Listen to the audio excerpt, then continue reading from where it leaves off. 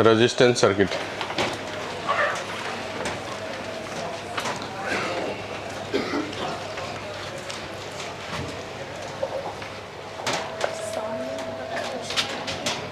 यहाँ नहीं है कोई।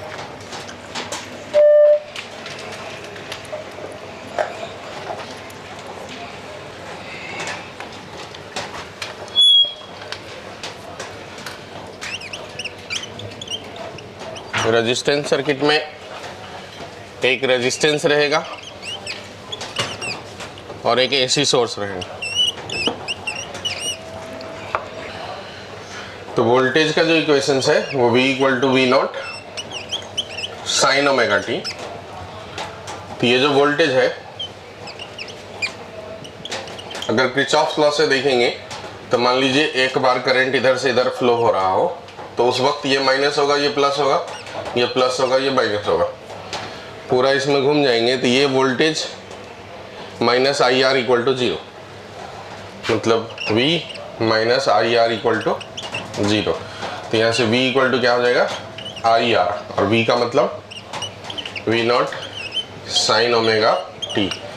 तो I इक्वल टू हो जाएगा V naught by R sine omega t, और V नॉट बाय आर को मैक्सिमम करंट बोलेंगे, मतलब I naught sine omega t. तो ये हो गया रेजिस्टेंस सर्किट में करंट का इक्वेशंस। तो वोल्टेज और करंट अगर दोनों को देखेंगे तो दोनों साइन थीटा के टर्म में है और थीटा दोनों में सेम है। इसका मतलब कोई फेज का डिफरेंस, कोई एंगल का डिफरेंस नहीं है। तो रेजिस्टेंस सर्किट में बोला जाएगा कि करंट और वोल्टेज सेम फेज में रहता है, ये दोनों सेम फेज में रहता है। अगर इसका मैं फेजर डायग्राम बनाऊंगा तो अगर ये वोल्टेज अक्रॉस रेजिस्टेंस का डायग्राम है तो करंट अक्रॉस रेजिस्टेंस भी इसी डायरेक्शंस में होगा, दोनों के बीच में कोई फेज डिफरेंस नहीं होगा। और अगर वेव डायग्राम बनाएंगे तो सपोज ये वोल्टेज का इक्वेशन है V equal to V naught sine omega t, तो करंट का भी वही टाइम पीरियड वगैरह रहेगा, बस उसकी वैल्यू थोड़ी सी कम हो जाएगी क्योंकि रेजिस्टेंस जनरली 1 से बड़ा होने वाला है। तो ये जो मैक्सिमम वैल्यू है वो थोड़ा सा V नॉट से कम होने वाला है। ये मैक्सिमम वैल्यू V नॉट है, करंट की मैक्सिमम वैल्यू थोड़ी सी उससे कम होगी, मतलब यहीं से शुरुआत होगा लेकिन पीक वैल्यू थोड़ा नीचे आएगा। ये हो जाएगा इसका करंट का equations I naught sine omega T. ठीक है, रेजिस्टेंस में, रेजिस्टेंस सर्किट में करंट और वोल्टेज दोनों सेम फेज में रहने वाला है। तो ये फटाक से लिखें आप। तो रेजिस्टेंस को हटा करके कैपेसिटर लगा दिए,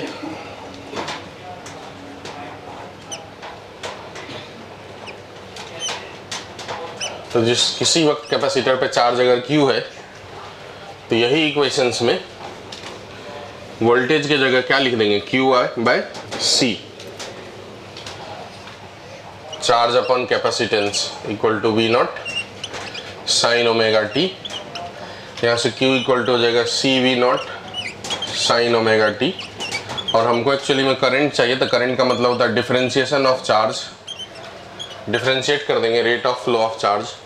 जैसे डिफरेंशिएट करेंगे तो C इंटू वी नॉट तो ठीक है, साइन थीटा का डिफरेंशिएशन को क्या हो जाएगा कॉस थीटा, और टाइम का जो कोफिशिएंट है यहाँ ओमेगा, तो उससे क्या हो जाएगा मल्टीप्लाई, तो into omega into cos omega T. इस बात को थोड़ा सा और रीअरेंज करेंगे तो लिख सकते हैं V not by 1 bye omega C into cos omega t. इसमें ये वाला जो टर्म है 1 बाय ओमेगा सी, ये वही काम करेगा जो रेजिस्टेंस का काम है, क्योंकि डायमेंशनली फॉर्मूला करेक्ट तभी होंगे जब लेफ्ट साइड का डायमेंशन और राइट साइड का डायमेंशन सेम हो। तो लेफ्ट साइड में तो करंट है तो राइट साइड में भी करंट का डायमेंशन होना चाहिए, और करंट का डायमेंशन तभी होगा जब ये वोल्टेज है ऊपर में तो नीचे में रेजिस्टेंस का डायमेंशन होना चाहिए, यूनिट होना चाहिए। इसका मतलब ये जो टर्म है इसका यूनिट और डायमेंशन रेजिस्टेंस के जैसा होगा, और इसे कहते हैं, चूंकि ये कैपेसिटर के द्वारा है तो इसे कहते हैं कैपेसिटिव रिएक्टेंस। तो अगर हम 1 अपॉन ओमेगा सी की बात करेंगे तो उसे कहते हैं कैपेसिटिव रिएक्टेंस, XC से डिनोट करते हैं 1 upon omega C capacitive reactance. क्या होता है ये होता है कैपेसिटर का वो वैल्यू जिसकी वजह से वो अपने थ्रू करंट के फ्लो को रोकता है, उसे कहते हैं कैपेसिटिव रिएक्टेंस, जिसका फॉर्मूला हो गया 1 अपॉन ओमेगा सी। ओमेगा मतलब 2 पाई एफ। तो अगर इसके जगह हम एक्सी लिख देंगे तो यही इक्वेशन हो जाएगा, I equal to V not by XC cos omega t, I equal to V not upon XC into cos omega t. V not upon XC को मैं करंट लिख देता हूँ, आई नॉट। कॉस को साइन में convert करने का प्रयास करता हूँ, और वो इसलिए करता हूँ ताकि हम फेज के बीच का डिफरेंस को मेजर कर सके, और इसे मैं लिख देता हूँ साइन 90 प्लस थीटा,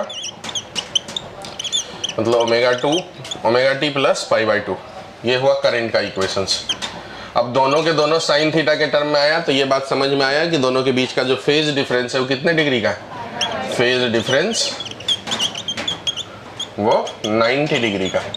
अब यहाँ पर फाइनली प्लस है, इसका मतलब ये हुआ कि लीड करेगा। कौन लीड करेगा? करंट लीड करेगा।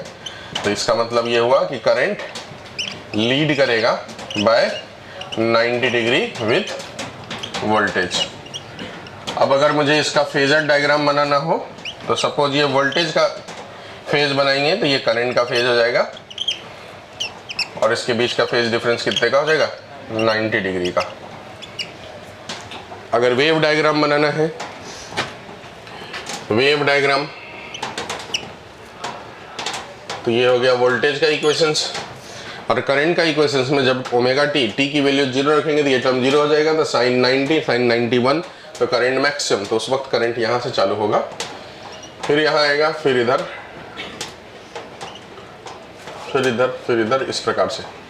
मतलब जो है करंट का जो है ये हो गया करंट का इक्वेशंस। अब यहाँ ये जो वर्टिकल एक्सिस है इस पे देख करके पता चलता है, ये वोल्टेज है और ये करंट है, तो इससे पता चलता है कि कौन सा लीड कर रहा है कौन सा लैग कर रहा है। जो चीज़ ऊपर होगा वो लीड करेगा और जो नीचे है वो लैग करेगा। इसका मतलब यहाँ पर करंट ऊपर दिख रहा है डायग्राम में, तो करंट जो है वो लीड कर रहा है और वोल्टेज जो है वो लैग कर रहा है। बात जम गई? बना दीजिए इसे। तो डीसी में जो ओमेगा है वो वैल्यू 0 हो जाती है, और ओमेगा अगर 0 हो जाएगा तो इसका मतलब एक्सी की वैल्यू इनफाइनाइट, और एक्सी की वैल्यू इनफाइनाइट तो करंट की वैल्यू 0 हो जाएगी, मतलब कोई करंट फ्लो नहीं होगा। तो अगर कोई डायरेक्ट करंट हमने लगाए हैं तो कैपेसिटर अपने थ्रू डायरेक्ट करंट को अलाउ नहीं करता है, रोक देता है। डायरेक्ट करंट अगर हमने दिए हैं तो वो कैपेसिटर के द्वारा रुक जाएगा, सर्किट ब्रेक हो गया। लेकिन अगर कोई एसी है तो एसी जो है ऐसे करके पास हो जाएगा, तो अपने थ्रू कैपेसिटर एसी को जाने देता है। ये बस याद रखने के लिए है, एक्चुअली में ऐसा पास नहीं होता है, बस आप ध्यान रख सकते हैं कि इस प्रकार से, चूंकि एसी जो है अप एंड डाउन ऐसा करके चलेगा तो इसलिए इसमें गैप बना करके निकल जाएगा, तो आप ध्यान रख सकते हैं। तो एसी जो है वो कैपेसिटर के थ्रू पास होता है, डीसी कैपेसिटर के थ्रू पास नहीं होता है। डीसी बहुत छोटे समय के लिए पास होता है, कब? जब हम बैटरी को चार्ज करते हैं, और चार्जिंग का प्रोसेस वैसे बाद में जाकर बहुत स्लो हो जाता है। फुल चार्ज होने के लिए इनफाइनाइट टाइम लगते हैं, लेकिन 99.9% चार्ज होने के लिए नैनो सेकेंड में ही हो जाता है, माइक्रो सेकेंड के अंदर ही हो जाता है। तो वो जो बस स्टार्टिंग का जो फेज है सिर्फ उतना देर ही कैपेसिटर के अंदर करंट हो सकता है, उसके बाद करंट 0 हो जाता है डीसी करंट में। तो डीसी करंट अप्लाई जैसे ही करेंगे तो कैपेसिटर के ऊपर कोई करंट फ्लो नहीं करेगा। अब अगर इस एक्सी का ओमेगा के वर्सेस ग्राफ बनाएंगे, एक्सी वर्सेस ओमेगा या फ्रीक्वेंसी का ग्राफ बनाएंगे, तो चूंकि इनवर्सली रिलेशंस है तो इसलिए ये कैसा ग्राफ बनेगा? Rectangular hyperbola. तो इस सिचुएशन में वोल्टेज की जगह पे क्या हो जाएगा? L d I by d t equal to V not sine omega t. तो यहाँ से लिख सकते हैं d I by d t, L उधर जाके डिवाइड हो जाएगा तो V not upon L into sine omega t. तो डी आई इक्वल टू लिख सकते हैं V not by L sine omega t into d t, और अगर इसे इंटीग्रेट कर देंगे तो करंट मिल जाएगा हमको। साइन थीटा का जो इंटीग्रेशन होता है वो क्या होने वाला है? साइन थीटा का इंटीग्रेशन कॉस थीटा की minus cos theta, minus cos theta. तो उस सिचुएशंस में देखेंगे तो आई इक्वल टू हो गया वी नॉट बाय एल, और इंटीग्रेशन में क्या होते हैं? जो कोएफिशिएंट होता है उससे डिवाइड करते हैं। तो टाइम का कोएफिशिएंट क्या है यहाँ पर? ओमेगा। तो ओमेगा से क्या हो जाएगा? डिवाइड 1 बाय ओमेगा, और साइन का हो जाएगा माइनस कॉस ओमेगा टी। तो ये आई इक्वल टू हमने इसे लिख दिया V not by omega into L into cos omega minus cos omega t को मैं रिप्लेस करता हूँ साइन ओमेगा टी माइनस 90 से। अब देखेंगे ये दोनों टर्म सेम ही है, ये और ये सेम ही है। अगर आपको चेक करना हो तो दोनों में टी की वैल्यू 0 रख दीजिए, डेटा सेम आ जाएगा। जैसे टी की वैल्यू अगर 0 रख देंगे तो कॉस ओमेगा टी, तो कॉस 0 कितना हो जाएगा 1। तो यहाँ पर सामने में माइनस साइन है तो ये पूरा वैल्यू हो जाएगा V not by L into omega with negative sign. और अगर इसमें वही टी की वैल्यू 0 रख देंगे साइन माइनस 90 और sine minus theta equal to minus sine theta, तो सामने में एक माइनस आ जाएगा और साइन 90 की वैल्यू 1 हो जाएगी, तो वो टर्म -1 और V not by omega L, तो minus V not by omega L, तो दोनों डेटा सेम आ रहा है। इसका मतलब दोनों इक्वेशन सेम है। ये जो ओमेगा एल है फिर इसका भी वही काम है जो काम रेजिस्टेंस का होता है। तो इस ओमेगा एल को कहते हैं एक्स एल, ये इंडक्टिव रिएक्टेंस कहलाता है, इंडक्टिव रिएक्टेंस कहलाता है। मतलब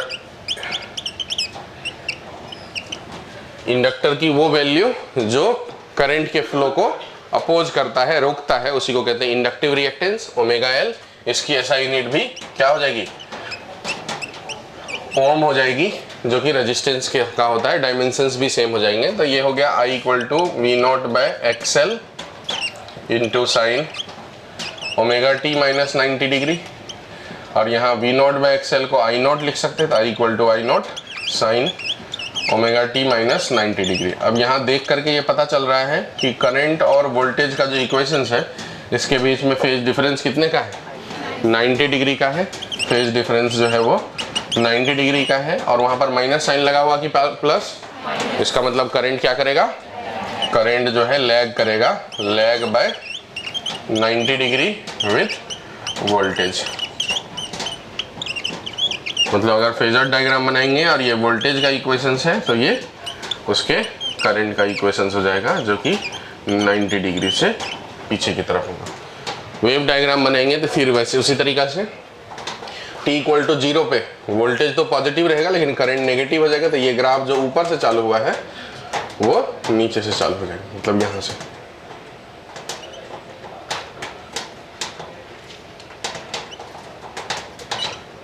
ये करंट का, तो इस एक्सिस में जो ऊपर है वो लीड किया, जो नीचे है वो लैग किया। करंट नीचे है इसका मतलब लैग कर रहा है, वोल्टेज ऊपर है मतलब लीड कर रहा है। तो डीसी में ओमेगा की वैल्यू 0, तो एक्सएल की वैल्यू क्या हो जाएगी 0, और एक्सएल की वैल्यू 0 हो जाएगी तो करंट की वैल्यू इनफाइनाइट।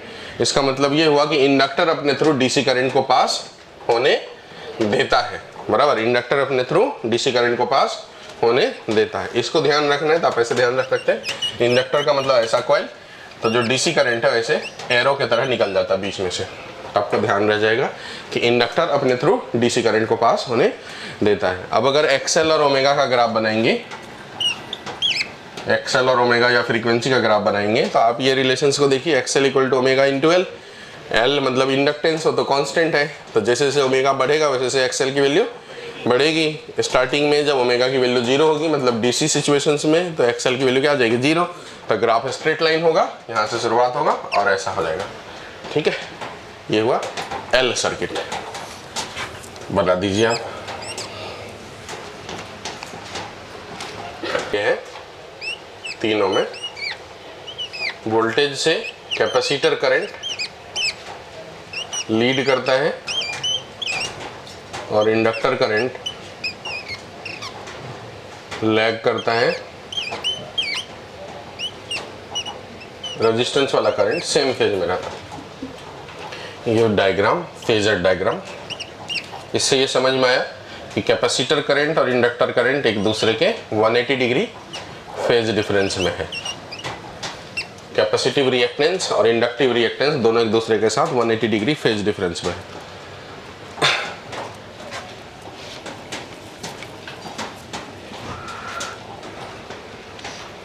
तो जब भी नेट करंट की बात करा जाएगा कभी भी, तो उसका मतलब होने वाला है वेक्टर के हिसाब से root under current in resistance का स्क्वायर प्लस इस दोनों के बीच का डिफरेंस जो बड़ा हो। जैसे कि IC बड़ा हो तो IC माइनस IL, और अगर IL बड़ा हो तो IL माइनस IC। मतलब इसे हमको कुल मिला करके ऐसे दो वेक्टर में कन्वर्ट करना है, ये आई आर और ये आई सी माइनस आई एल। तो जो वेक्टर रिजल्टेंट होगा वो इस प्रकार से plus I C minus I L का स्क्वायर, इस हिसाब से नेट करंट आएगा कभी भी।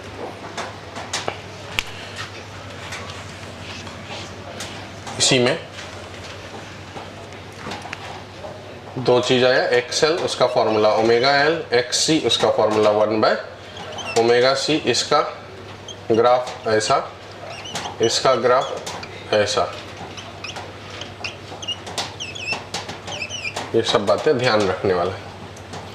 अगर एक्सएल, एक्स सी और आर को देखेंगे, ये ऊपर वाला को एक्सएल कहते हैं, नीचे वाले को एक्स सी कहते हैं। तो इसे रिजल्टेंट के रूप में अपन ये आर और इसे एक्सएल माइनस एक्स सी कह सकते हैं। अब उसमें डिपेंड करता है, ऊपर वाले को एक्सएल नहीं कहे, एक्स सी कहे तो नीचे वाले को फिर उसका उल्टा कहना पड़ेगा। इतनी बातें समराइज कर देंगे। आरसी सर्किट,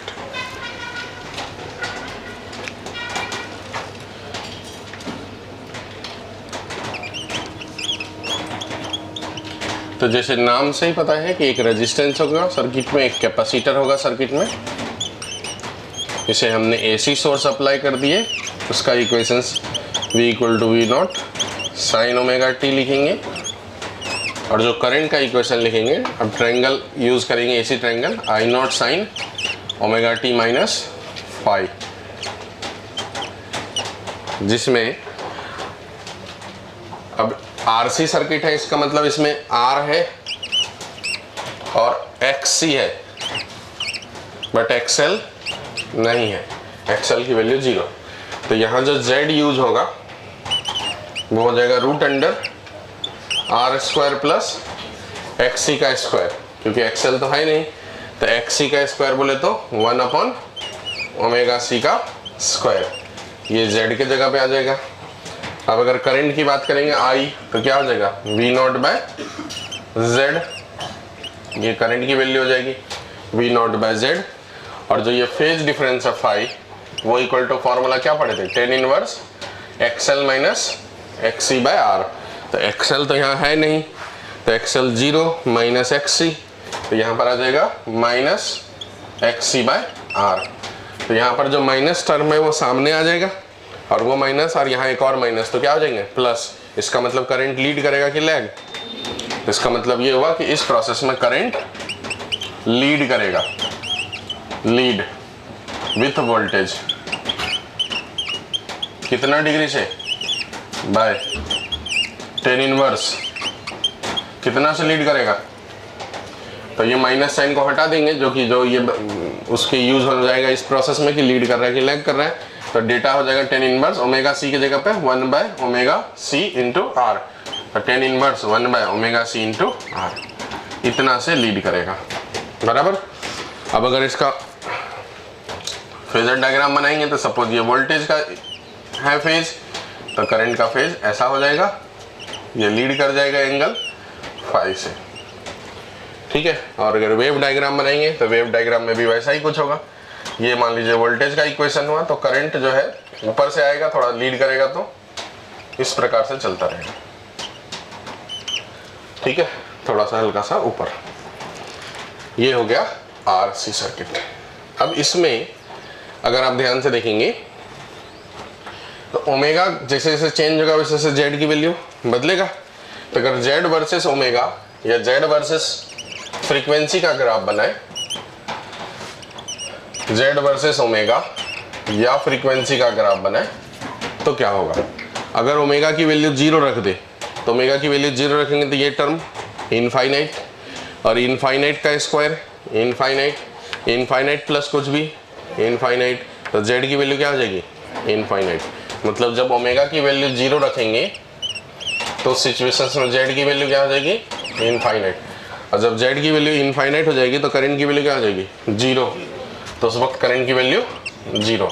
क्यों हुआ करंट 0, इसका मतलब ये हुआ कि करंट को पास होने नहीं दिया जा रहा है, इसका मतलब ये हुआ कि ऐसे सिचुएशंस में जो ओमेगा 0 हो तो करंट पास नहीं होगा। और ऐसे भी हम जानते हैं कि जो कैपेसिटर होता है वो डीसी करंट को अपने थ्रू पास होने नहीं देता है, तो ओमेगा 0 कहने का मतलब डीसी करंट, तो उस सिचुएशन में इससे करंट पास नहीं होगा, इसीलिए करंट की वैल्यू क्या हो गई 0। तब जेड का ग्राफ बनाएंगे तो जैसे जैसे ओमेगा को बढ़ाते चलेंगे, जैसे जैसे ओमेगा को बढ़ाएंगे वैसे वैसे ये टर्म छोटा होता जाएगा, और जैसे जैसे ये टर्म छोटा होता जाएगा वैसे वैसे जेड की वैल्यू छोटी होगी। जब ओमेगा इनफाइनाइट हो जाए तो उस वक्त ये टर्म 0, तो जेड की वैल्यू r हो जाएगी उस वक्त, ठीक है। मतलब इसका दूसरा कंडीशन, जब ओमेगा को क्या कर दे, इनफाइनाइट कर दे, तो सिचुएशंस में जेड जो हो जाएगा वो मिनिमम हो जाएगा, और कितना हो जाएगा, r हो जाएगा। तो उस वक्त करंट जो होगा वो मैक्सिमम हो जाएगा, और कितना हो जाएगा वो v0/r। तो अगर मान लीजिए हम लोग जेड वर्सेस ओमेगा या फ्रीक्वेंसी का ग्राफ बने, तो शुरुआत में जब ओमेगा 0 था तो जेड इनफाइनाइट इधर से शुरुआत होगा, और जब ओमेगा इनफाइनाइट होगा तो जेड की वैल्यू r, मतलब ये डेटा r मान लीजिए हो गया। तो जो ग्राफ होगा ये इनफाइनाइट से शुरुआत होगा और ऐसे हो जाएगा। जब ओमेगा इनफाइनाइट है तो जेड की कम से कम वैल्यू कितनी हो जाएगी, r। अब अगर करंट वर्सेस हमको फ्रीक्वेंसी का ग्राफ बनाना है, या ओमेगा या फ्रीक्वेंसी करंट वर्सेस, तो देखिए जब शुरुआत की बात करेंगे ओमेगा 0 तो करंट 0, जैसे जैसे ओमेगा बढ़ता गया, ओमेगा इनफाइनाइट हो गया, तो करंट की वैल्यू मैक्सिमम होगी कितनी, v0/r, मतलब इससे ज़्यादा करंट होगा नहीं। ये हो गया v0/r मैक्सिमम करंट, इससे ज़्यादा नहीं होगा, 0 से शुरुआत होगा और ऐसा टाइप का जाएगा। तो ये हो गया करंट का ग्राफ। तो ग्राफ बनाने आना चाहिए, नहीं तो याद तो नहीं रहेगा, ठीक है। समझा क्या बात है। तो कैपेसिटर की जगह इंडक्टर लग जाएगा। अब यहाँ पर XC 0 हो जाएगा, XL होने वाला है, तो उस प्रोसेस में Z की वैल्यू यहाँ पर बदल जाएगी, XL का स्क्वायर, फेज भी बदल जाएगा, यहाँ माइनस नहीं रहेगा, XL/R। तो अगर ये प्लस में है तो यहाँ पर सामने में माइनस, इसका मतलब करंट अब क्या करेगा, लैग करेगा, lag with voltage bye 10 inverse. XL बोले तो ओमेगा L/R, इस डेटा से लैग करेगा। तो करंट का जो डायग्राम होगा उसमें उसने लैग किया with phase difference phi. Wave diagram में जाएंगे तो करंट का जो इक्वेशन है वो नीचे से शुरुआत होगा,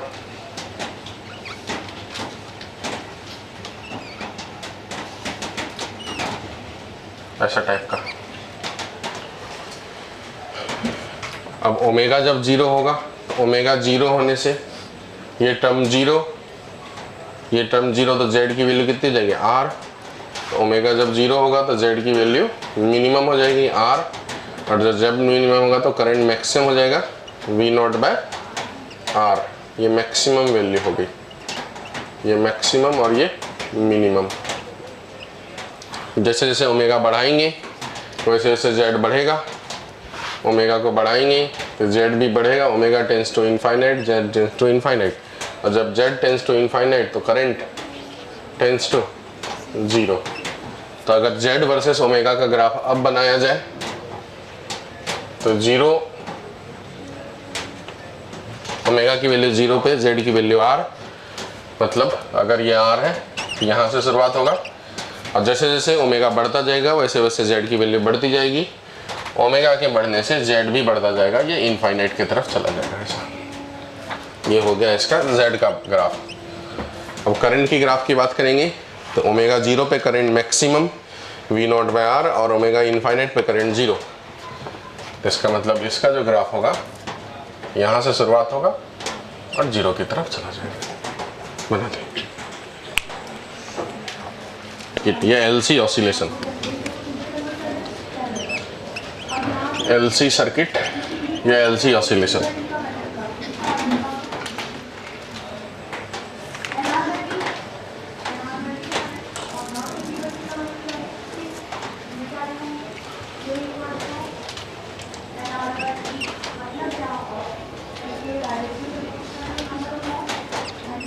इंडक्टर हो गया, कैपेसिटर हो गया,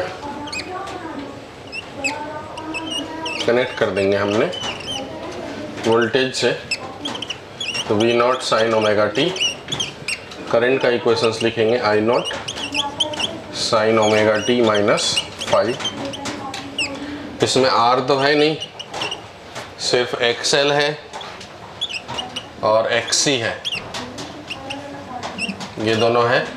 तो जेड की जगह पे आर नहीं है तो रूट अंडर आर तो 0 हो जाएगा, एक्सएल माइनस एक्सी का स्क्वायर। तो कुल मिलाकर के ये क्या आ जाएगा, एक्सएल माइनस एक्सी हो जाएगा। इस सिचुएशंस में जो करंट की वैल्यू हो जाएगी वो वी नॉट बाय जेड हो जाएगी। अब यहाँ पर जो फेज डिफरेंस है फाई, अगर उसकी बात करेंगे तो वो 10 inverse XL minus XC by R बोले तो 0। तो नीचे अगर 0 है तो ये इनफाइनाइट हो सकते हैं। तो यहाँ पर 3 कंडीशंस बनेंगे।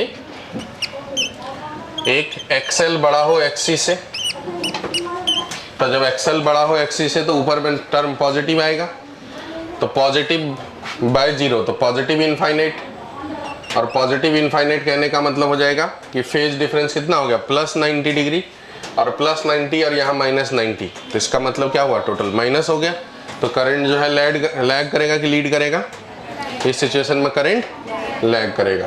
तो इसका मतलब फेज डिफरेंस जो होगा 90, इसका मतलब करंट यहाँ पर लैग किया बाय 90 डिग्री। करंट जो है वो लैग करेगा 90 डिग्री से। दूसरा कंडीशन हो जाएगा कि एक्सएल छोटा हो एक्सी से।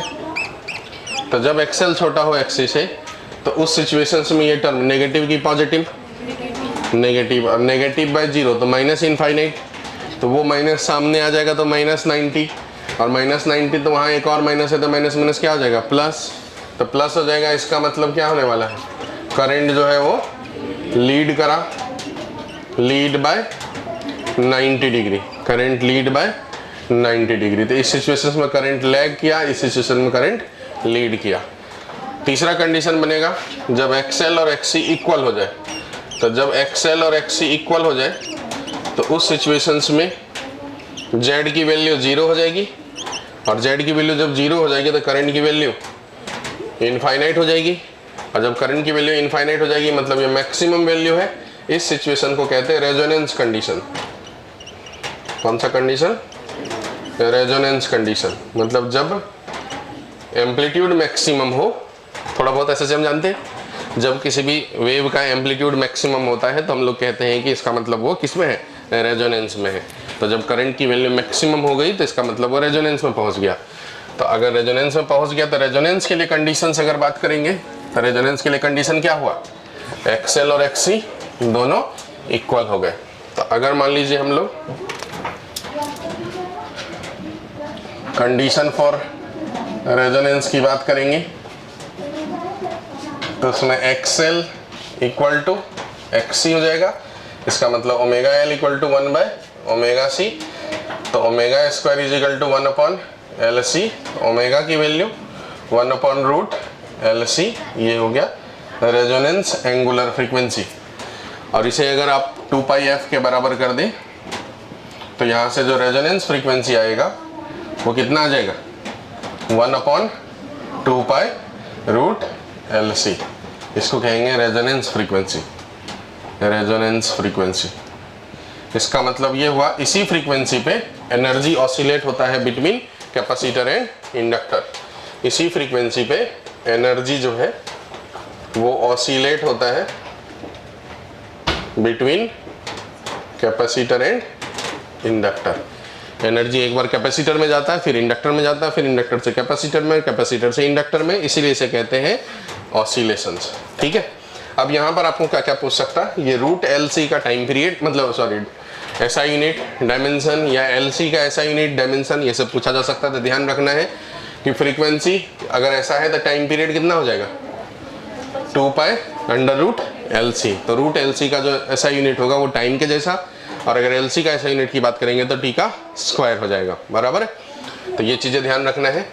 अब इस प्रोसेस में जो करंट फ्लो होने वाला है, जब चूंकि आर है नहीं, तो आर नहीं है तो पावर फैक्टर जो हम लोग पढ़े थे cos फाई, उसकी वैल्यू क्या पढ़े थे, आर बाय जेड। तो तो R तो है ही नहीं, तो ये हमेशा क्या होने वाला है, 0 होने वाला। तो इस सिचुएशन में जो सर्किट में करंट फ्लो होता है उस करंट को कहते हैं वाटलेस करंट। कौन सा करंट, वाटलेस करंट। क्यों वाटलेस करंट, क्योंकि कोई भी पावर कंजम्पशन यहाँ पर नहीं होने वाला है। पावर कंजम्पशन का सोर्स कौन है, रेजिस्टेंस है। अगर सर्किट में रेजिस्टेंस नहीं है तो इसका मतलब उसमें कोई पावर कंजम्पशन नहीं होने वाला, और उस सिचुएशन में जो फ्लो होने वाला करंट है उसे कहते हैं हम लोग वाटलेस करंट। मतलब वो ऐसा करंट है जिसमें कोई पावर कंजम्पशन सर्किट में नहीं होता है, तो इसीलिए उस करंट को कहते हैं वाटलेस करंट। मतलब जो एलसी सर्किट है उसमें फ्लो होने वाले करंट कौन से करंट कहलाएंगे, वाटलेस करंट कहलाएंगे। क्यों कहलाएंगे, क्योंकि पावर फैक्टर की वैल्यू 0 हो गई, और पावर फैक्टर की वैल्यू 0 हो गई तो पावर कंजम्पशन का जो फॉर्मूला था V0 I0 by 2 into cos phi, उसकी वैल्यू क्या हो गई, 0। और पावर कंजम्पशन नहीं हुआ तो इसका मतलब करंट तो है लेकिन पावर कंजम्पशन नहीं हो रहा है, तो इसको कहेंगे वाटलेस। वाटलेस का मतलब पावरलेस।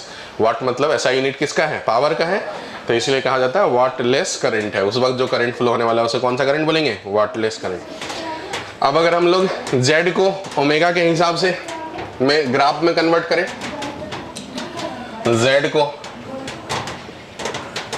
ओमेगा या फ्रीक्वेंसी के हिसाब से ग्राफ में कन्वर्ट करेंगे, तो जब ओमेगा नोट हो जाए या एफ नोट हो जाए, तो उस सिचुएशंस में जब ओमेगा नोट फ्रीक्वेंसी हो जाएगी तो उस सिचुएशन में एक्सएल और एक्ससी बराबर होंगे, और जब एक्सएल और एक्ससी बराबर होंगे उस वक्त जेड की वैल्यू क्या हो जाएगी, 0। बाकी समय में जेड 0 से बड़ा होने वाला है, तो एक्सएल और एक्ससी जब बराबर हो उस सिचुएशंस में जेड की वैल्यू 0 हो जाएगी। बाकी उससे कम ओमेगा में भी, उससे कम फ्रीक्वेंसी में भी जेड कुछ ना कुछ होगा, और उससे ज़्यादा फ्रीक्वेंसी में भी जेड कुछ ना कुछ होगा। तो इसका जो ग्राफ बनता है वो इस प्रकार से बनता है। ये हो गया जेड का ग्राफ। अब अगर हम लोग करंट का ग्राफ बनाए इसी सिचुएशंस में, करंट वर्सेस ओमेगा या फ्रीक्वेंसी, ओमेगा या फ्रीक्वेंसी, तो जब ओमेगा नॉट या एफ नॉट मतलब रेजोनेंस फ्रीक्वेंसी की बात करेंगे तो उस वक्त करंट इनफाइनाइट हो जाएगा। बाकी सभी सिचुएशंस में करंट इनफाइनाइट से कम होने वाला है। तो करंट का जो ग्राफ होता है वो इस प्रकार से होता है, दोनों एक दूसरे से जाके कहाँ मिलेगा, इनफाइनाइट पे मिलेगा। तो ये है एलसी ऑसिलेशंस। बना दे सर्किट, मतलब इसमें एक रेजिस्टेंस भी ऐड कर देंगे। तो इस सिचुएशंस में आर भी होगा, एक्सएल भी होगा, एक्ससी भी होगा। ये जो जेड का फॉर्मूला है वो ये नहीं हो करके under root R square plus XL minus XC का होल स्क्वायर होने वाला है। बाकी ये सब 0 होंगे। अब इस वक्त पावर फैक्टर 0 नहीं होगा तो वाटलेस करंट अब इसे नहीं बोलेंगे। अब यहाँ पर आर हो जाएगा तो फिर ये इनफाइनाइट नहीं होंगे, तो यहाँ पर करंट 90 डिग्री से लीड नहीं करके फाई से लीड करेगा, और यहाँ भी इनफाइनाइट नहीं होंगे, तो ये करंट जो है वो लैग करेगा, लेकिन अब 90 डिग्री से नहीं करके फेज डिफरेंस फाई से करेगा। जब एक्सएल और एक्ससी इक्वल होंगे तो उस सिचुएशन में जेड की मिनिमम वैल्यू हो जाएगी आर, जेड की मिनिमम वैल्यू हो जाएगी आर, करंट की मैक्सिमम वैल्यू हो जाएगी वी नॉट बाय आर।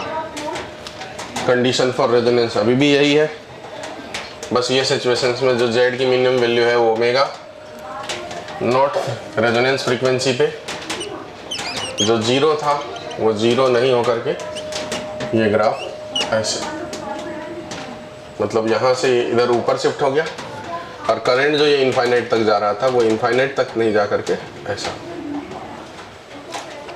कहाँ तक पहुँचा, maximum V not by R तक। ग्राफ में इतना बदलाव हुआ।